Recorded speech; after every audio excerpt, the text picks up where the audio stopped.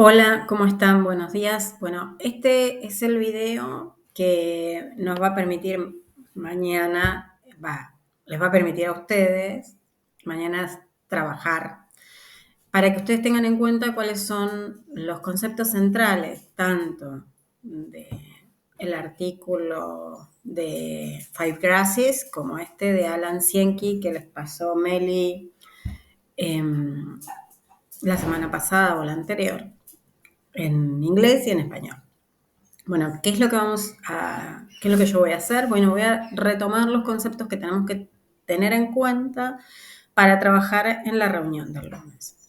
Bueno, primero les agradezco que estén. Vamos a seguir trabajando sobre los conceptos teóricos, de qué es lo que supone describir unidades dentro del modelo de lenguaje en uso y estamos con nuestras reuniones de discusión y de reflexión. Entonces, ¿qué es lo que vamos a ver? Una revisión de los modelos de lenguaje en uso, nociones centrales que en el artículo de Cienki se toman acerca de la gramática cognitiva y cómo analizar las conversaciones, algunas categorías para el análisis, y les voy a proponer al final que trabajemos. Bueno, entonces, ¿qué es lo que tenemos que tener en cuenta del artículo que vimos de Five Grasses? Que el lenguaje es un sistema adaptativo complejo. ¿Qué suponen estas tres caracterizaciones del lenguaje? Por un lado, la relación de sistema, que todos como lingüistas debemos tener bastante claros, y los que no son lingüistas lo que tienen que tener en cuenta es que es un concepto que se acuña a principios del siglo XX por Saussure y que es reconocer que hay unidades y que estas unidades están relacionadas entre sí con características distintivas que son la de interrelación, o sea, opositivas, es decir, que lo que no es una es la otra, e interdependencia. Es decir, no podemos describir a las unidades aisladas del sistema. Esta noción se vincula a una noción que hacia mediados del siglo XX propuso Onen, que es el de complejidad. ¿Qué entendemos por complejidad? Bueno, la complejidad es la relación dinámica entre esas unidades y a la vez ese dinamismo hace que las oposiciones puedan ser diferentes en distintos momentos del sistema. En nuestro caso, esa complejidad la podemos vincular esencialmente con la función social del lenguaje, es decir, la existencia de un sistema para comunicar, evidente en las proyecciones de las interacciones y en la colaboración. Lo que aporta la perspectiva cognitivo-funcional es que las habilidades que podemos reconocer en el lenguaje son habilidades cognitivas generales, es decir, no son habilidades específicas de dominio, sino que son habilidades compartidas por con otros sistemas cognitivos. O sea, devienen del desarrollo filogenético, y esas habilidades son la de percepción y procesamiento, es decir, poder vincular los estímulos con determinadas características perceptivas y a la vez esas características perceptivas poder hacer un parsing diferencial, tener procesos de atención característicos de las actividades y la relación entre la percepción y la atención hace que podamos categorizar las unidades, es decir, establecer conceptos acerca del mundo.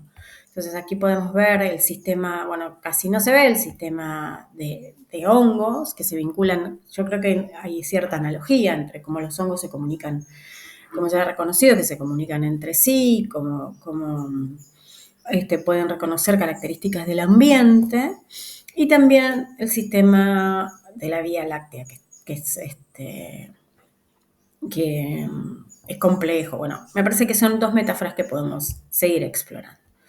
Entonces, interacciones humanas y habilidades cognitivas generales dan formas a estructuras de conocimiento, y la recurrencia de estas formas permite establecer patrones que nos van a habilitar la categorización.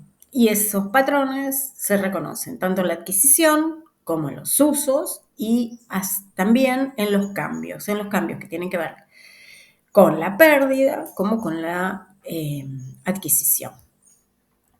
Bueno, además la noción de Monod, que esto no lo dije, la complejidad, las unidades cambian y en diferentes momentos del sistema, pero además tiene que ver con la diferente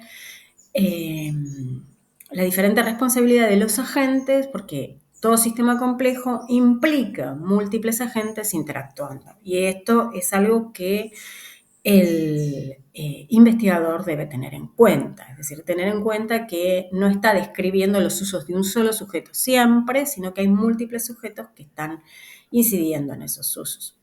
Y a la vez, lo que habíamos visto de sistema adaptativo es esta noción que viene de la biología de que nuestros usos y nuestras conductas en realidad están basadas en una génesis, ¿no? Y además esa génesis,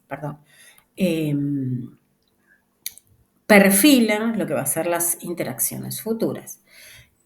¿Qué es lo que nosotros tenemos que tener en cuenta cuando estamos hablando de lenguaje infantil? Que los usos del lenguaje infantil emergen en función de estos diferentes factores y que tenemos que tener en cuenta esos diferentes factores para poder describir adecuadamente la función de esos usos. Lo que vamos a ver en el trabajo de Cienki es que Cienki va un paso más allá, critica la postura de la gramática cognitiva, porque las descripciones y las caracterizaciones, él dice que esas están muy vinculadas a una concepción de lenguaje muy cercana a la escritura.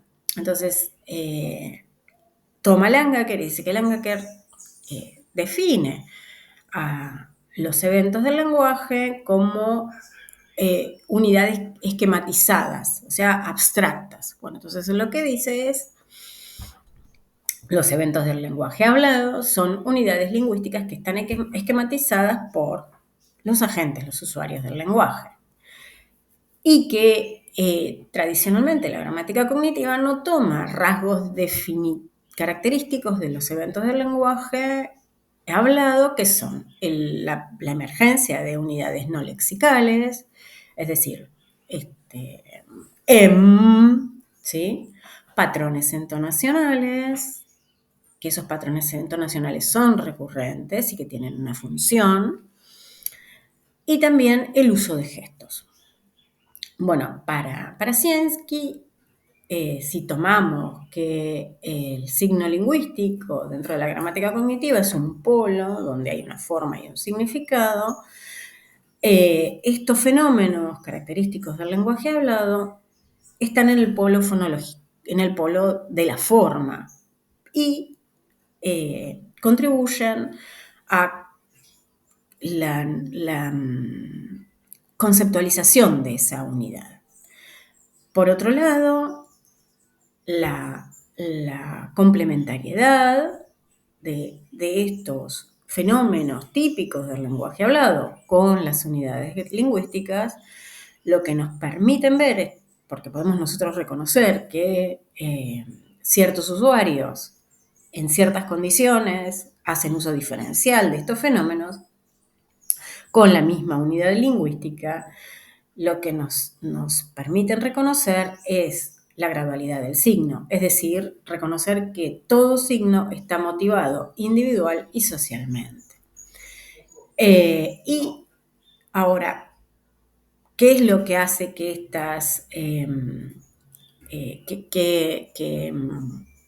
cuáles son las operaciones que hacen aparecer estos fenómenos. Tenemos que tener en cuenta que siempre son operaciones que devienen de los mecanismos cognitivos. Entonces, esas operaciones son, por un lado, la focalización, es decir, dónde ponemos la atención, un factor que correlaciona con atención, pero también con categorización, el énfasis, es decir, que estoy señalando como concepto nuevo a procesar, y también la perspectivización, es decir, cómo manifiesto mi motivación individual y social en esa unidad. Entonces, ¿qué es lo que concluye Cienki? Que los eventos de lenguaje hablado son estructural y funcionalmente muy diferentes del lenguaje escrito. Y esto me parece que para nosotros es básico, porque nosotros escribimos habla. Entonces no podemos tomar procesos de la escritura, o sea, por ejemplo, categorías gramaticales de la escritura, y proyectarlas sin previa reflexión hacia el lenguaje hablado. Entonces, el propósito de Cienki es decir, bueno, a ver cuáles son esas características que nos van a permitir a nosotros describir mejor los eventos de lenguaje en uso. Seguimos teniendo en cuenta siempre que nos vamos a guiar por las operaciones que describimos que son comunes a todos los mecanismos cognitivos y por ello compartidos con el lenguaje: percepción, atención y categorización. Otras nociones que tenemos que tener en cuenta, que siempre vamos a describir unidades que son polares y bifásicas, es decir, forma y significado que emergen en forma gradual, que emergen a partir de la existencia de una variedad de eventos semejantes que van a permitir la abstracción. Es decir, que hay una interrelación entre un fenómeno y otro fenómeno, que esa interrelación va a tener lugar en diferentes grados y que esos diferentes grados son los que van a permitir abstraer la unidad, ¿sí? O sea, tenemos que tener recurrencia de patrón, es decir, existencia de un patrón, recurrencia de ese patrón, y después la posibilidad de abstraer esa unidad del contexto. Esto no va en detrimento de considerar que los eventos de lenguaje hablado siempre son de naturaleza multimodal y siempre están en función de la dinámica de la conversación. Ahora, ¿qué tiene típico la conversación?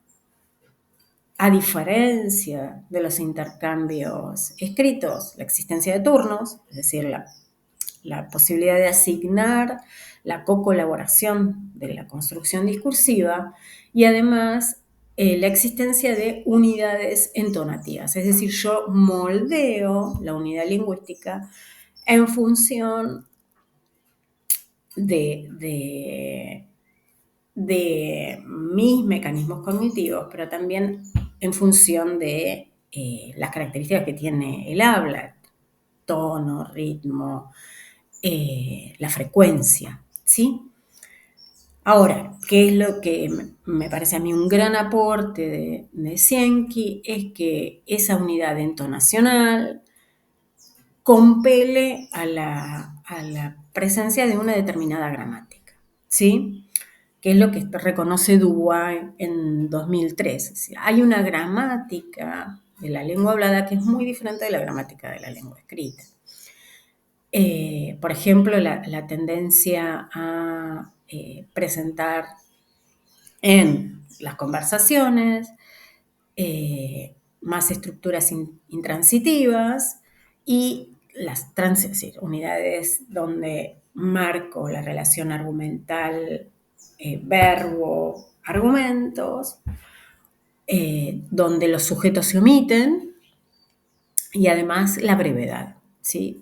Y lo que a mí me hace pensar que esto no trabaja Cienki es que lo que están describiendo es que la conversación es un formato de interacción que está sujeto